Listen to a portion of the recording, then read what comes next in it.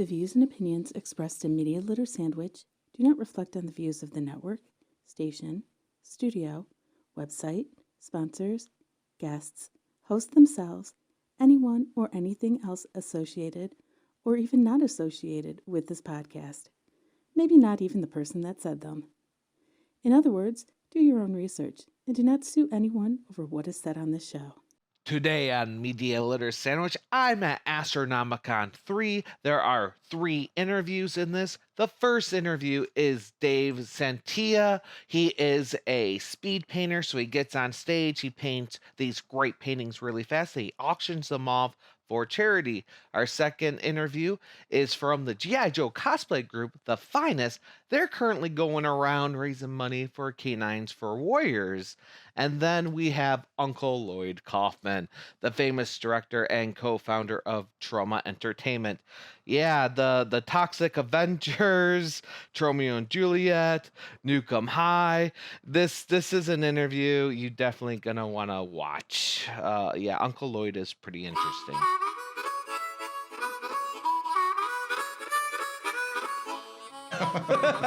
Welcome to Media Litter Sandwich. I'm Toaden from Toaden.com, and with me, I'm actually at Astronomicon today, so this is really cool. Big thanks to Astronomicon for having us here and setting up interviews.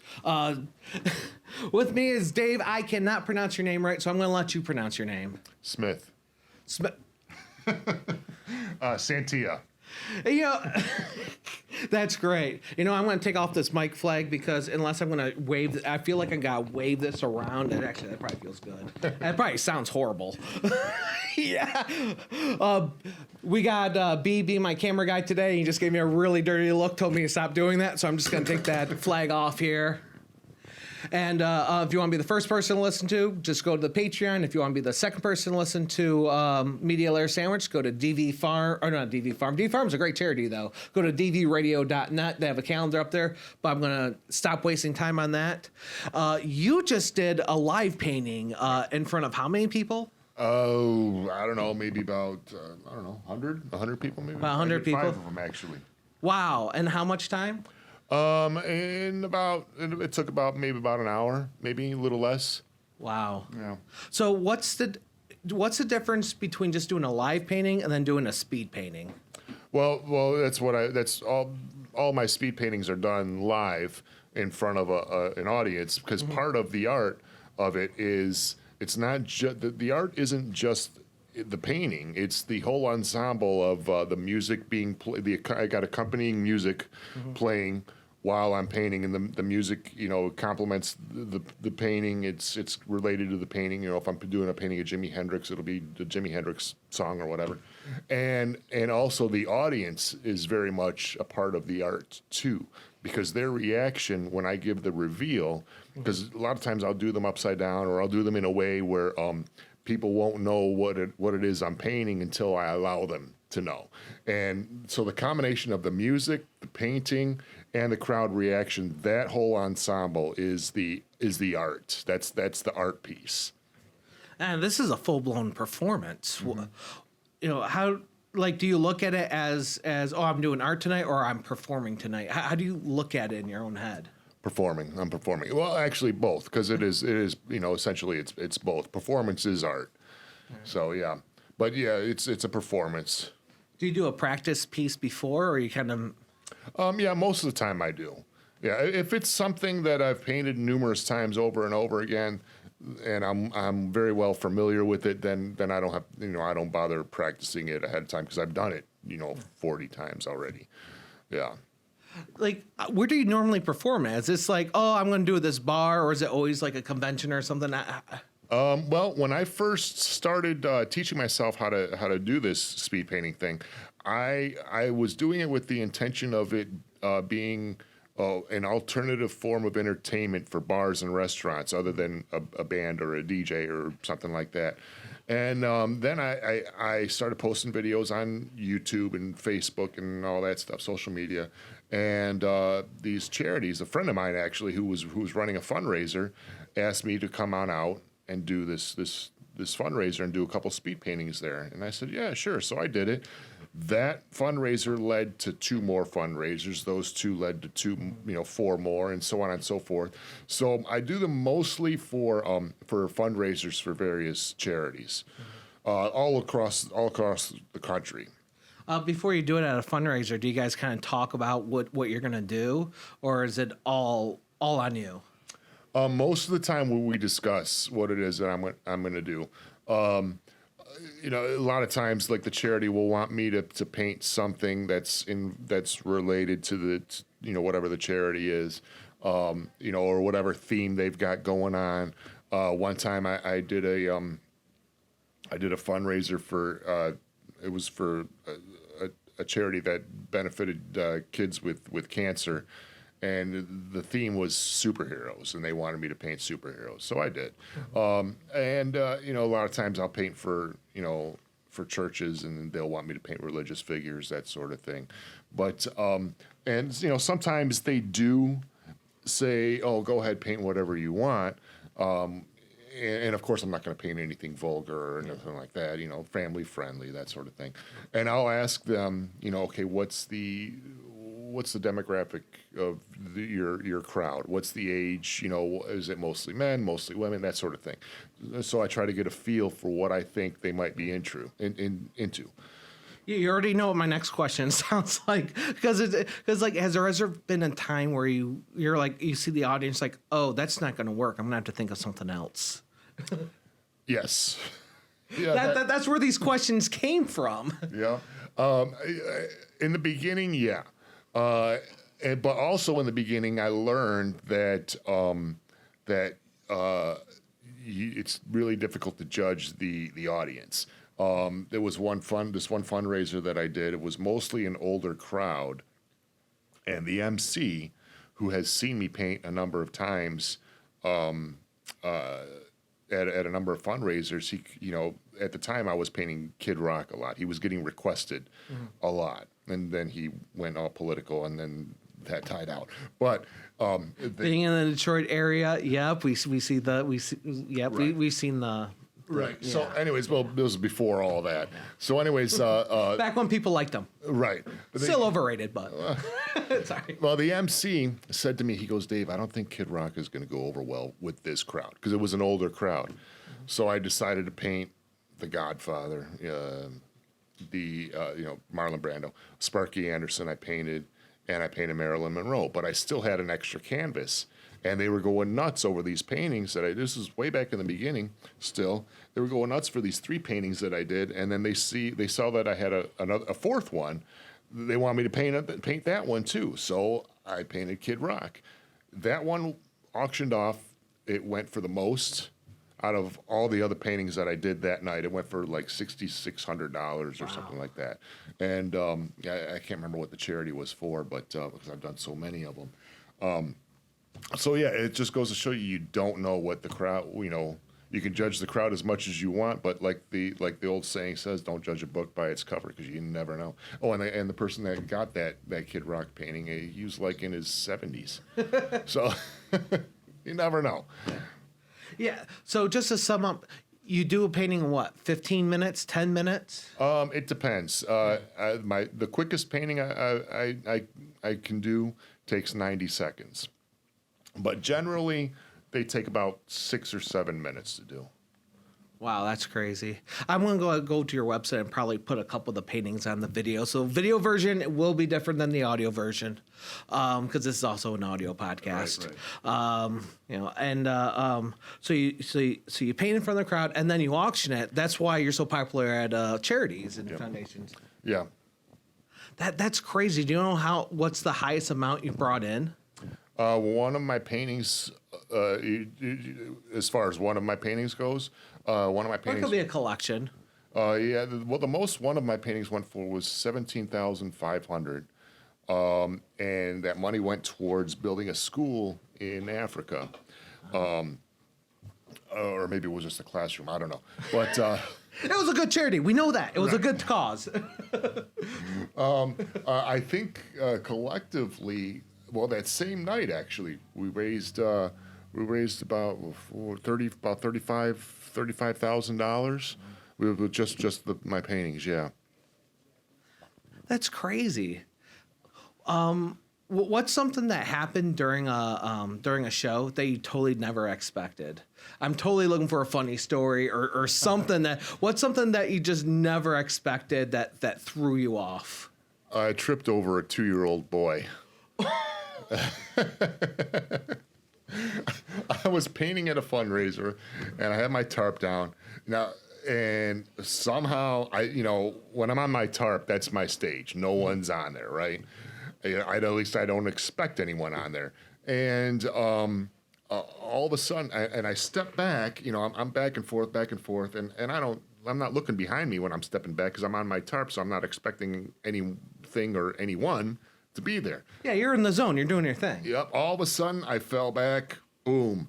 I tripped on something, and all of a sudden, I heard this kid crying. I'm like, what the hell was? And I was on top of a 2-year-old, little 2-year-old boy. Somehow he got away from his parents and he went right up to me, and I didn't see him. I felt so bad. I mean, I've got a lot. The recovery is huge on that one. Yeah. I've got a lot of funny. What's a good funny story? There was an event that I had to do where they wanted me to paint on a man-made lake floating on a pontoon, and they built this sounds great idea. Yeah, they built this pontoon specifically for me to paint on because that's what they wanted. And I'm like, did they take stability into? Well, it was pretty stable because it was kind of like attached to the solid land, but it was still, and I'm trying to paint and stay balanced at the same time. And I'm tall, so I'm 6'9", so my center of gravity is kind of like not the same as everyone else. So like when a rail is down here, down to only 1.5 feet or 2 feet high, my center of gravity is above that. So I'm going to go over that rail if I get, But, I've got, if I could sit here and just think about it, I can tell you a ton of stories. I asked Cindy Crawford out did a fundraiser, and she was there, and I asked her to be my date to my high school reunion. I knew she was going to say no, which she did, but at least I can say that I tried. It's not like they have hopes. It's like, I just want the story of asking them. Yep. That's what I want. Now, if they said yes, you're like, okay, cool. Thrown me off. Yeah, it would have thrown me off.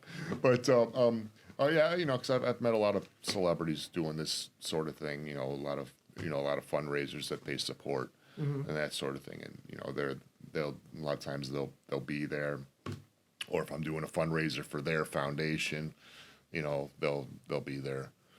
So you do cons, you're doing this con where there's a lot of cosplay. Does it ever throw you off? You're like, man, I could have dressed like Bob Ross. No, I probably shouldn't dress like Bob Ross. No, not really. You don't want to mess it up. Right. I'm looking at your face right now like, yeah, you're going to get paint all over it. Well, there is a video on YouTube, actually. I've got a Chewbacca costume that I made over 20 years ago, about 24 years ago or so. And I made this costume because, I'm 6'9". I can't dress as Yoda. Well, you can. I mean, why not? It'd be a really big Yoda. But so we did this video of me dressed as Chewbacca doing a speed painting out in the woods of Han Solo frozen in carbonite. It's out there. It's on YouTube somewhere. Amazing. And now I'm trying to think what Yoda would look like at 6'9". People are like, "Are you a tree troll?" Well, actually, I did think about making a Yoda costume from like my chest up being Yoda, and then everything down being like a tree stump or something. Well, if you did that, I would say if you could get someone smaller, not necessarily under 5 foot, but even if it's like 5'4", them dress it as Chewbacca, and then you be Yoda. That would be funny. Have a little dwarf Chewie and a giant Yoda. Hey, maybe Yoda's got like a stunt growth or something. I mean, how do we know that his species isn't really tall? I mean, wait, there was Yaddle, but maybe they both have stunt girls. I don't know. Or girls, whatever. Anyways, go ahead. So how do you know? I mean, you probably practice your paintings for performing, I assume, at least sometimes.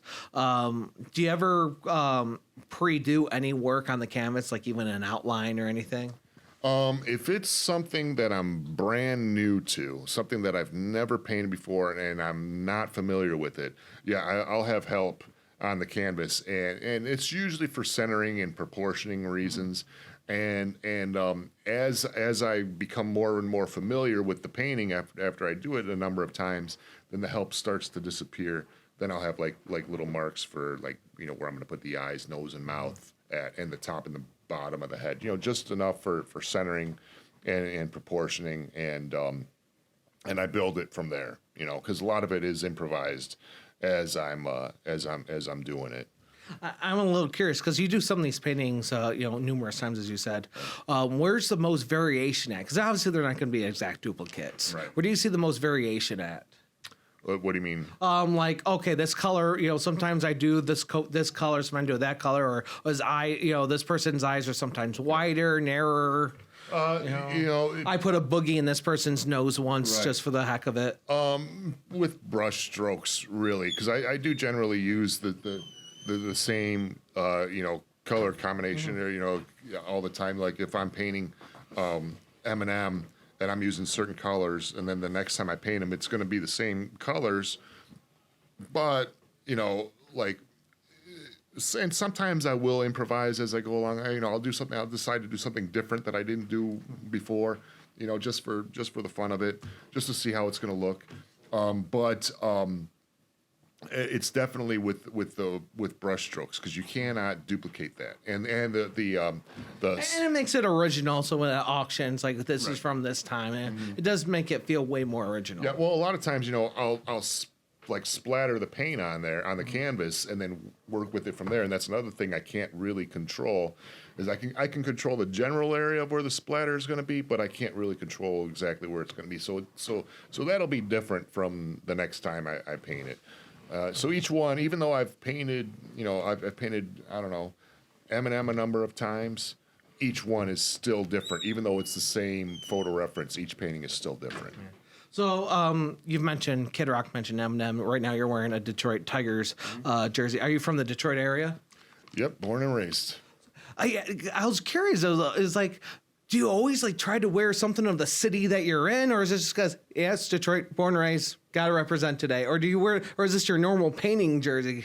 And no matter where I paint, I always wear something representative of Detroit. That's amazing. That's why. Because it's Detroit, man. I'm here.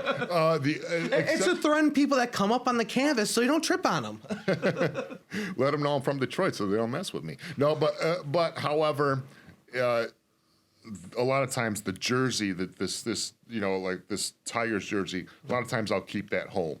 But if I'm because I don't want, how sports rivalries can be nuts and crazy sometimes. Who's going to be intimidated by Detroit Tigers, though? That's true.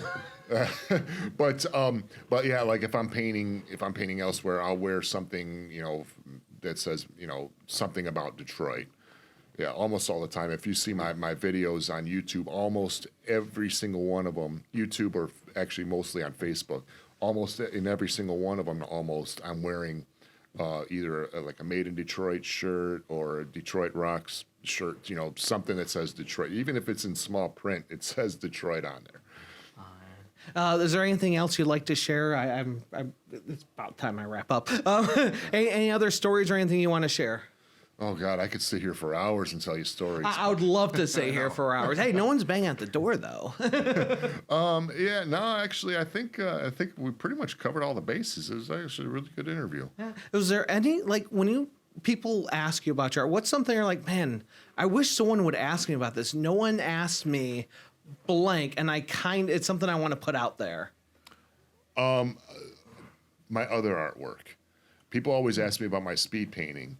And I did my speed painting. One of the reasons why I started doing the speed painting is to get people interested in seeing the stuff that takes me 40, 50 hours to do.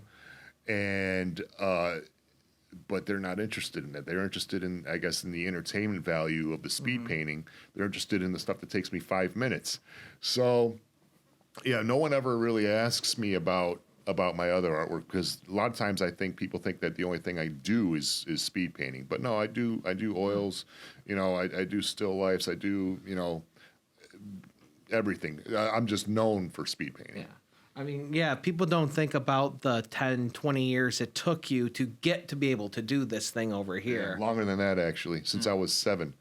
Wow. Yeah, and I'm 45 now. Something, yeah.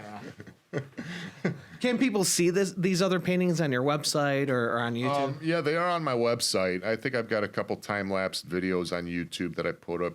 I was going to say, if it's on time lapse, that's a speed painting, right? I mean, essentially, I guess. I mean, well, it's actually time-lapsed videos of paintings have kind of adopted the term speed painting, but that's not, it's not actual speed painting.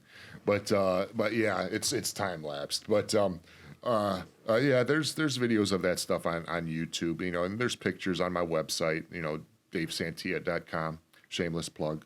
Yeah, that was the next thing. Yeah, I was like, or on my Facebook, Twitter, and all that stuff. I mean, I'm on all the social media outlets, almost all of them. I think I pay attention to certain ones more so than I do to others, but Okay, so because this question, the answer is no. I just cut, but because I'm mostly on DV radio and mostly have a veteran audience, I always have to ask, are you a veteran?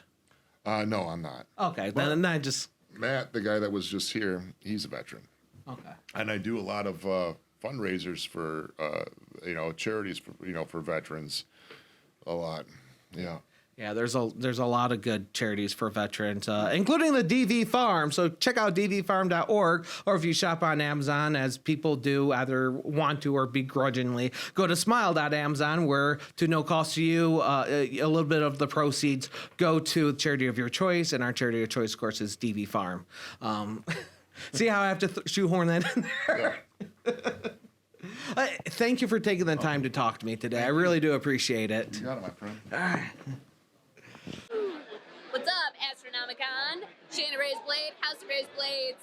Round number 2 of Inked Magazine starts February 11th. Voting is daily, so set your alarm on your phone with a little picture of me that says, oh, I gotta go vote for Shanna Ray's Blade right now. That's that. YouTube, houseofraysblades.com. Bye! This helmet actually goes with my outfit. It's the Destro version 2. And we're back at Media Litter Sandwich. We're still at Astronomicon. I'm here. You know what? Go ahead and introduce yourself, what you're doing here, and you're doing some great work. Just tell me about it. Actually, we're a group called the Finest. We actually raised money for this year and the past couple of years for Canines for Warriors. Very great organization. Military charity that actually raises and trains dogs for many veterans with many different needs. It's awesome. It's phenomenal. So you're a group that promotes this other group, or are you actually part of them? Actually, no. The Finest is actually their own organization. We started off with USO in the very beginning, worked with Wounded Warrior, raising money for them. And Canines for Warriors is a really great opportunity to actually save 2 lives at once, is how we used to put it.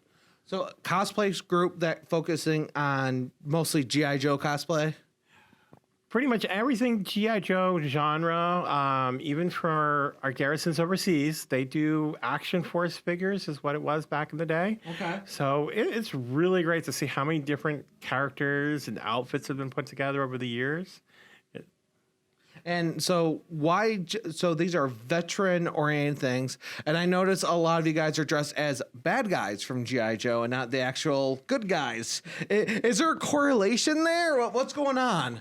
Actually, irony is that Michigan has most of our garrison is the bad guys. Now, when I go to cons in Chicago, I'm outnumbered. All of them are pretty much Joes over there, so I'm kind of feel like a fish out of water in that one. Mm-hmm. But we have fun. That's the whole idea of this, is to have fun. Now, what's your title? I'm actually the commanding officer of the Central Defense Force that we cover Illinois, Indiana, and Michigan. Mm-hmm. Did I catch your name on here? I don't quite remember. I don't know. My name is Eric, and You can find it at the Finest or where? actually, when people look up the Finest CC online, you actually will see a world map. And you can actually click on every state that has a logo. That's actually an active garrison. And you click on that, and if it's near your state, you can click on it, contact the commanding officer or the XO. We're always looking for recruits, so this is a great way to actually show off how big we are. And people are actually amazed that we actually cover so many countries, and it's phenomenal. Now, how do you a lot of cosplay groups have charity components. How do you actually get people to donate to these charities? Actually, we have great donation things. We have posters, we have pins, we have charity calendars that come out every year, which is phenomenal. Usually it's the Girls of the Finest. This year was a little bit different. It was the Girls of the Finest with like pairing. So we'll have like one person that might be the opponent for the other person in different roles. So we had females dressed up as male characters from the toy and cartoon line, which is a great twist. Right. Well, I mean, you guys are selling things or have some kind of ways for people to donate to these charities. Oh, yes, we do. I'm trying to find the challenge coin that I bought earlier, in Jinko pants, it's hard to find things sometimes. Like, I'm digging in my pants, I'm pulling out bottles. I'll hold this. You go ahead and dig out this awesome challenge coin. Are awesome. I know it's G.I. Joe, but this was last year's challenge coin. And it has a Sky Striker on one side. And I'm going to flip over the packaging. Video version's different than the audio version. Yes. And on the other side is K9 for Warrior dog on it to represent what charity we would actually bring up. This is a beautiful challenge coin, and as they all are on your table. It's just really cool to see this. It's a really cool challenge coin, and for fundraising, it's cool that it meets your guys'. I don't want to say gimmick, but actually, challenge coins are based for people doing missions. That's what that challenge coin represents, and these are kind of ways to make sure we honor the people that have done this. They've gone on these missions. They have all these different ones, but we're making it a little bit more fun and knowing that's going for a great cause. How many people are veterans in your How many people are veterans in your chapter, or is that just a normal thing? Not all of us are actually veterans. I was not, but my parents are. My mom and my father both served. My dad was an airborne ranger. I don't know my mom's full thing, but they had the same medal. So I come from, military background. A lot of the members do either have served in one service or another.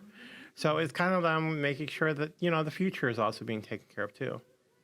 Yeah, absolutely. How do you choose which charity you're going to represent?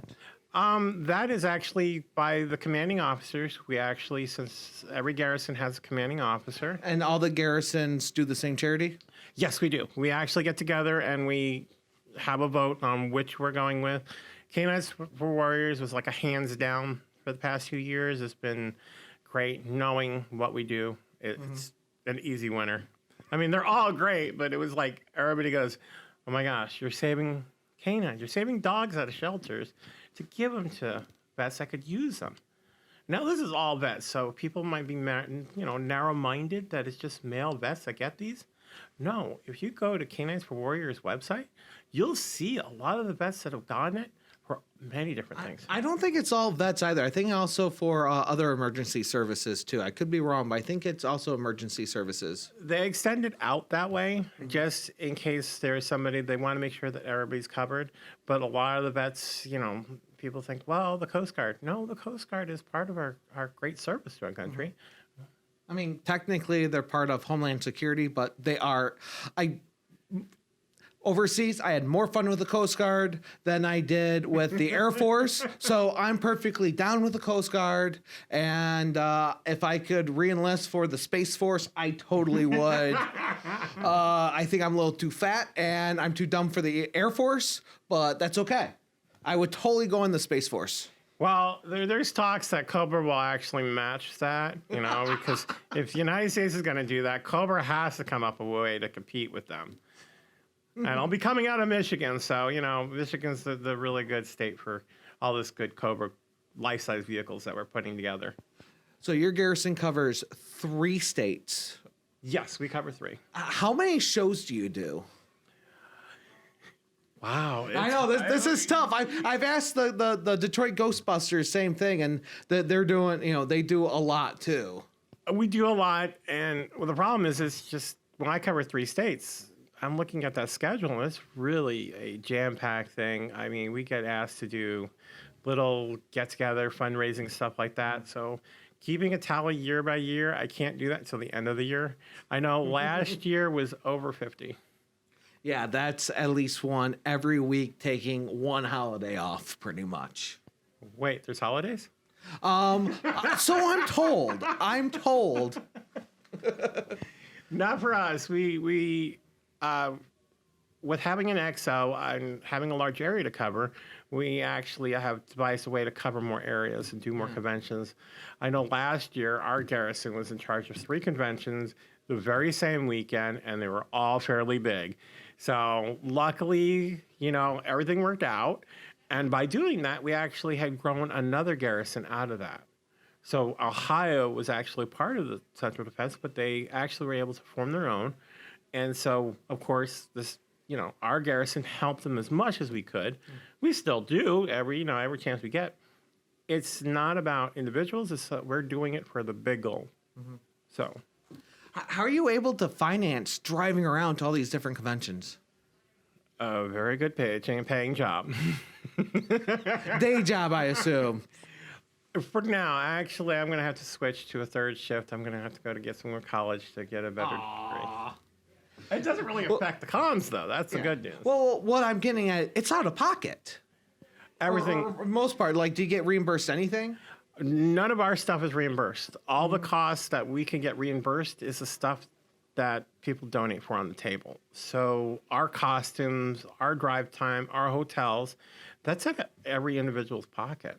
So we have 9 members here today.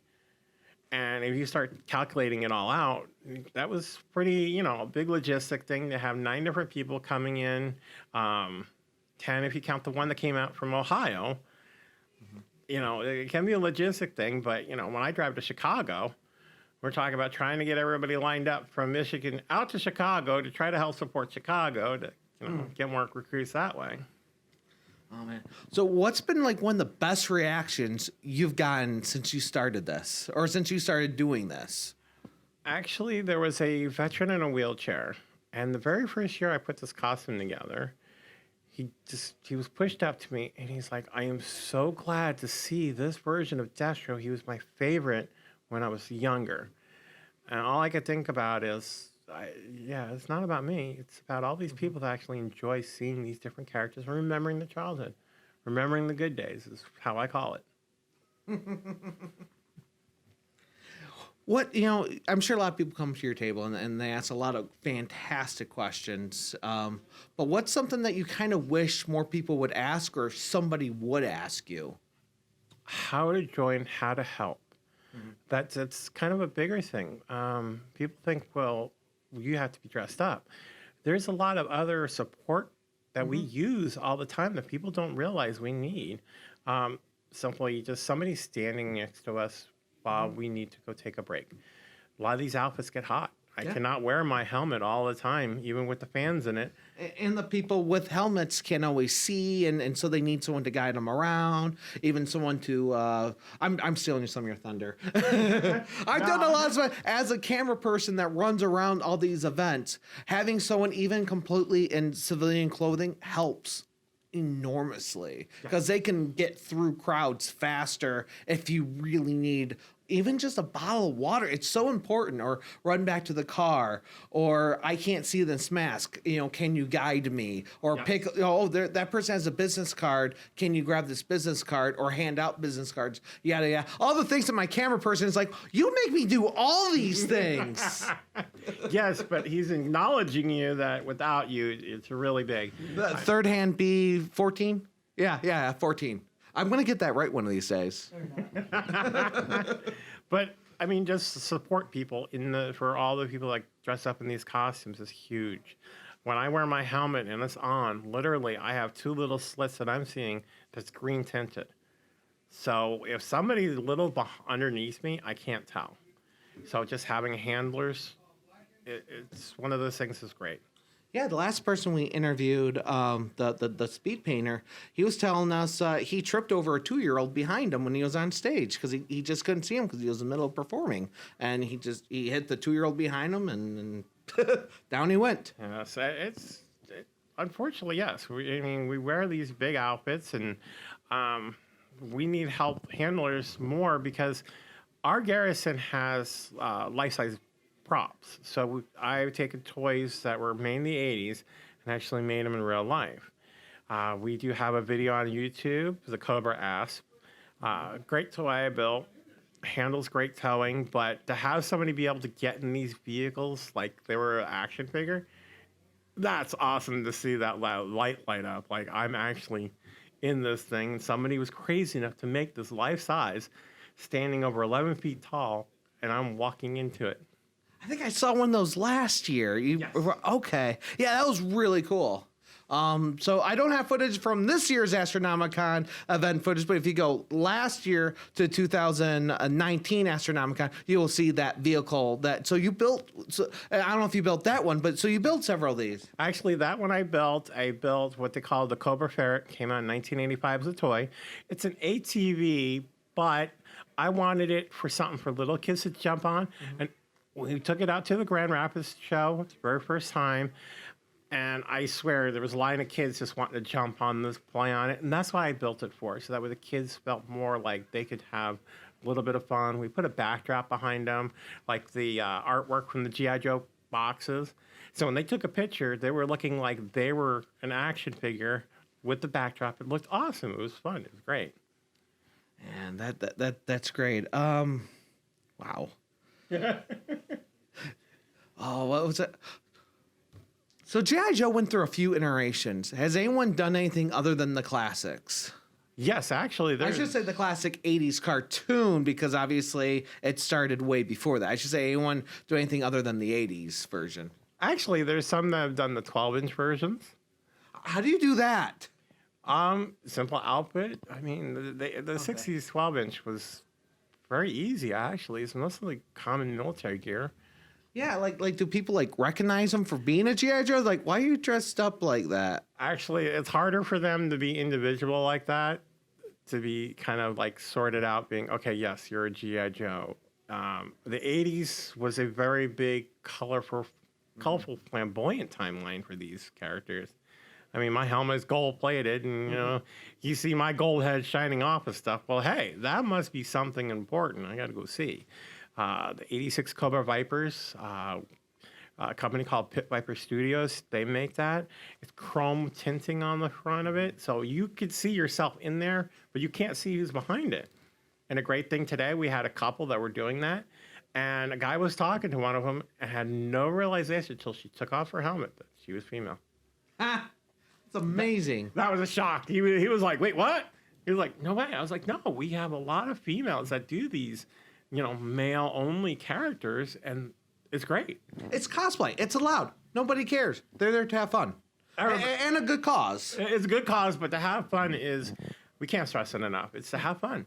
I mean, where else could you be a life-size toy and get away walking around? And I mean, the looks I get when I tow the Cobra Asp around town is phenomenal. I mean, it's nothing like somebody going, wait, is that really a weapon that somebody's just driving through town with? And I live in a small town, so that's pretty cool. Has anyone tried to convert their car into some G.I. Joe vehicle? Actually, I believe, I might be wrong, but I believe the garrison out of Kansas did. Kansas City, Missouri. They took a vehicle and made it into a Stinger Jeep. We had one CO that just moved from up north down to Arizona, and it's a Jeep, and he has missiles on it for the Stinger Jeep. So I don't know how much he drives it around, but if he could, I would suggest it. But we do have somebody else that was in Michigan that built the 1986 Dreadnought Thunder Machine full scale, real life. It was in one Dragon Con parade. It's a phenomenal parade. It's major, huge, but he wound up doing it once and then wound up selling it to a collector down in Florida and hasn't seen since. Wow, that's really almost sad to end with. Like, okay, so I'm gonna wrap it up right now, but that's really sad to end with. So tell me something happy to end with. While Michigan, since I'm doing a lot of this projects, we have a couple more coming up. We're going to be doing a very large display at Grand Rapids Comic-Con 2021. More details will come, and it's going to be a lot of surprise because we're going to have a lot of space to fill. Where can you find details at? This will actually be not listed yet. It will be on Grand Rapids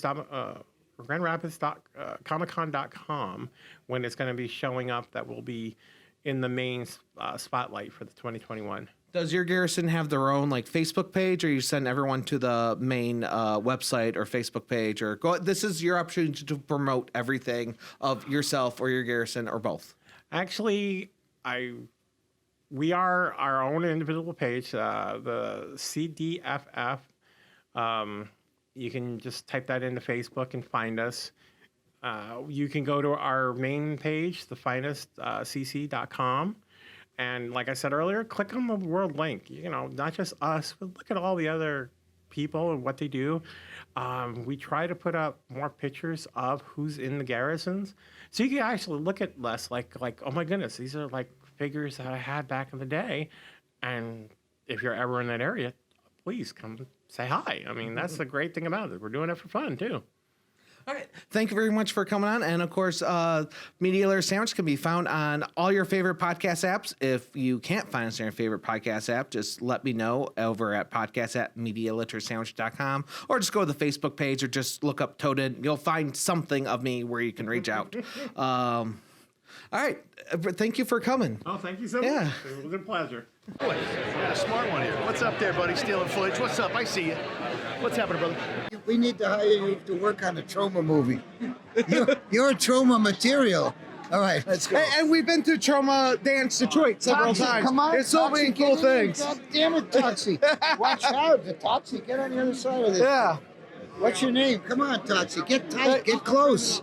Close. They can't see you. Can you see him now? Yeah. Hey, it's a pleasure to meet you, Lloyd. Can I just call you Uncle Lloyd? How many people? Of course. How many Uncle people Lloyd. just call you Uncle Lloyd? Millions of people all over the world, especially in China, they call me Uncle. Really? And in South America, I'm Tio Lloydie. And that's Tio mostly Lloydie. due to the animated Avengers. No, it's I think thanks to Surf Nazis Must Die. Toxie, get in tight because you'll be cut off in the thing here.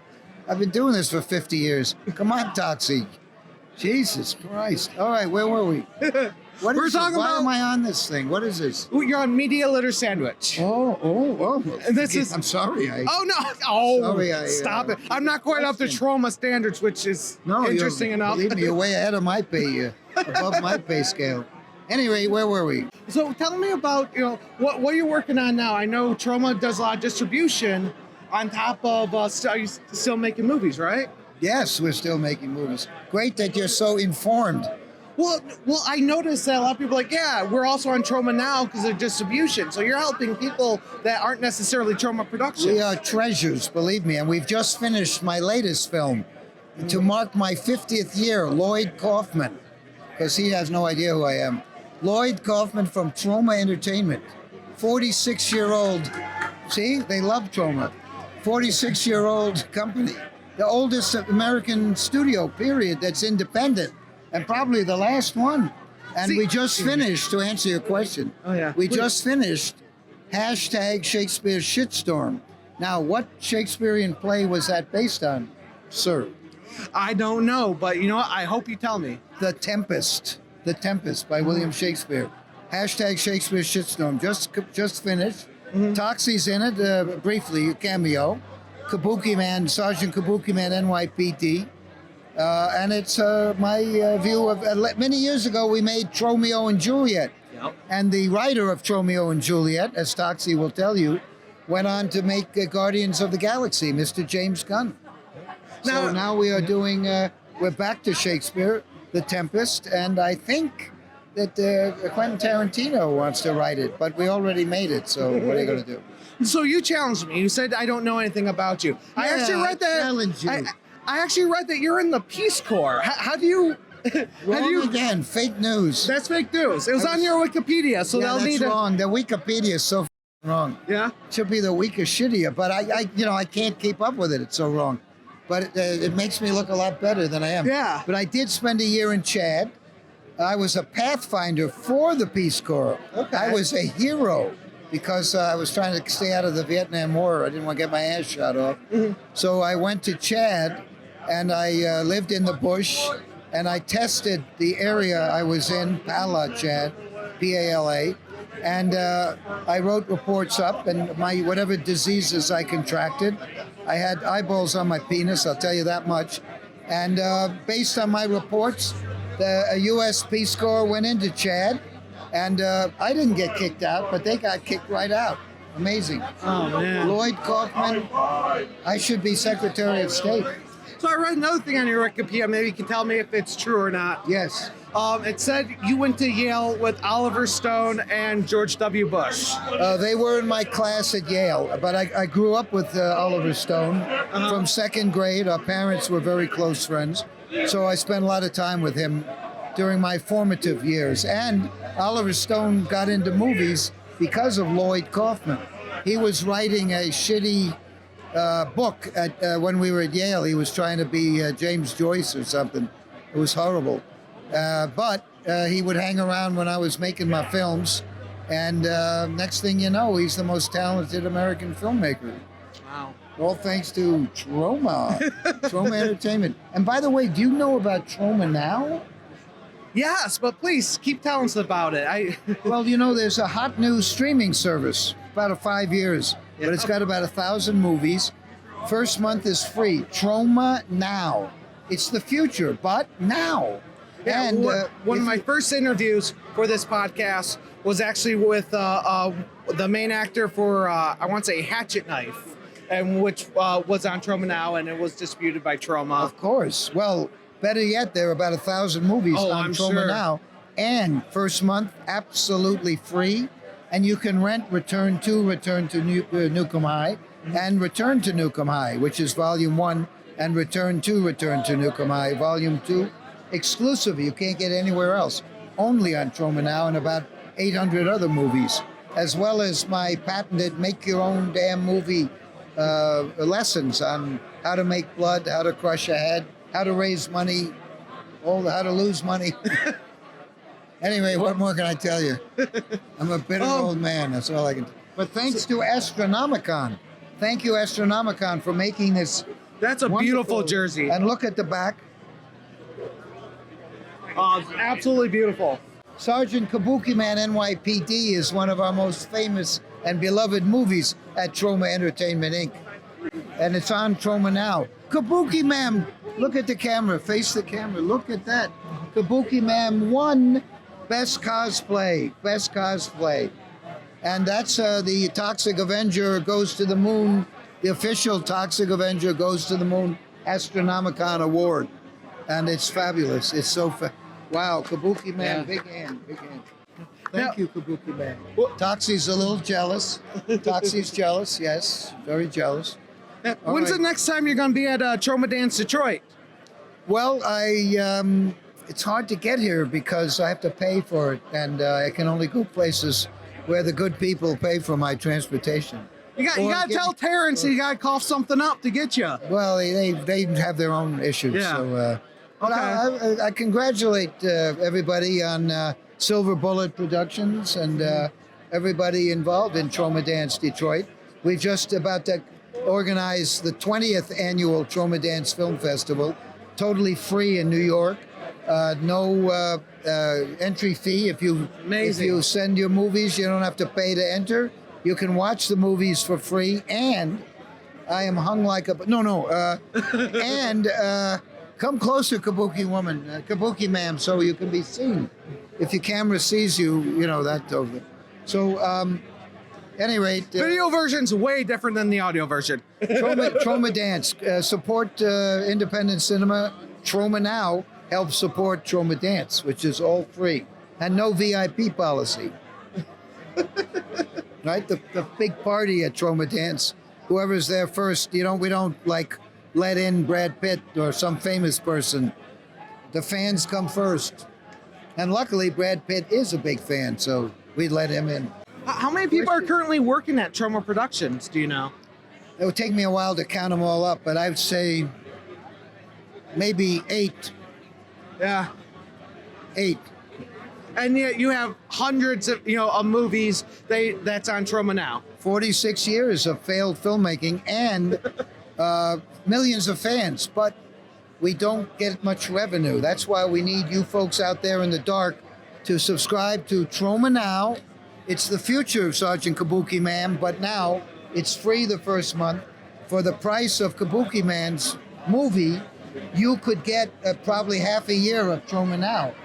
Has thousands of our classics and many of the up-and-coming James Gunns of the future. Alrighty, so I think I've said I can't imagine saying anything more. I was able to say anything, to be honest. I'm sky high on cat tranquilizers, so what do I know? This podcast is syndicated on a veteran-owned and ran radio station. Well, thank you for your service. And Toxie has been to Iraq. He's riding a tank in Iraq, and he's been to Afghanistan, both. Wow. Supporting men and women in uniform. Are there any transvestites in uniform these days? I'm just going to assume so. Kabuki Mam's kind of interested, him or herself, indeterminate sex. Kabuki person, sorry, Kabuki Mam, but to me you're a ma'am, I'm sorry. Any rate, thank you for your service, and had I known this was actually for us men and women in costume, in uniform, I would have been Same a little thing, more costume, intelligent. uniform. But I'm all for whatever you're doing, and thanks for blowing up that bad guy over there, Salami or whatever his name is. What was his name, Salami? I don't know, but I'm hungry now. I don't know. I have a daughter, though, who speaks fluent Arabic, if you ever need any. Look who's here. Come on down. Come down. It's one of my daughters. Oh, wow. My daughter, Geraldine. When he starts wearing Depends, when Lloyd wears Depends, he's going to be able to depend on me. I'm going to change those Depends. Nice. Thank you. Oh, he's not wearing them right now. So that's really comforting to know. No, he's not. He's still wearing. Look you're at the still wearing underwear. Wait, he's Don't still talk wearing to him. underwear. Okay, talk to the. Hi. This is why I could never be a weather forecaster. Well, you knew there was a certain amount of precipitation in my underpants, right? So. That is true. That is true. Mr. Lloyd, Uncle Lloyd is the greatest man in the whole world. He's a genius. That's all. Well, I watched Redneck Zombies when I was 8 years old. That's when I was exposed to that. And I'm going to be 30, like in 2 months. Ew. I'm going to be wearing Depends. no way, buddy. You're going to change mine, I'll change yours. Wow. It's a date. That's all. Throw in a few bananas and we're set. Uncle Thank Lloyd, you. what's a movie that See how the fans love me? Who needs an Oscar? You can buy an Oscar, right? This is a good lesson for you young perverts. People. You can buy an Oscar. It's just money. You cannot buy the kind of love that we have from our fans. Look at the line. They're all pissed off. I actually feel kind of bad holding up your line. I should probably should you probably feel bad for just talking to me. But at any rate, Can I ask you one more question? hold on. One more question, Kabuki ma'am. What's a movie you think a lot of people don't know that you worked on that you'd like to see better, like more people to know? What's in? Well, I'll tell you a very interesting movie that's coming out someday. The new Suicide Squad that James Gunn directed, because he directed Romeo and Juliet. Yeah. And I don't know if you've seen my amazing cameo in Guardians of the Galaxy. I have 2 seconds in that, and I am so good. I'm so hot. What scene are you in? You'll have to go see the movie. I'm not going to be a spoiler. I'm sorry. I signed an NDA, right, Kabuki ma'am? All right. Well, at any rate, I would say that, although people don't know that about the Rocky, I have a big part in Rocky. Really? Rocky, I play the drunken bum, and boy, I studied for that one. Yeah, check out Rocky. I got also thanked by the director at the Oscars But I better move along, seriously. Oh, absolutely. Go look me up on Wikipedia. You'll see that I produced The Irishman and The Lighthouse and Deep Throat. All those good movies. All Thank right, you go so away. much. Yes, you. I'll go.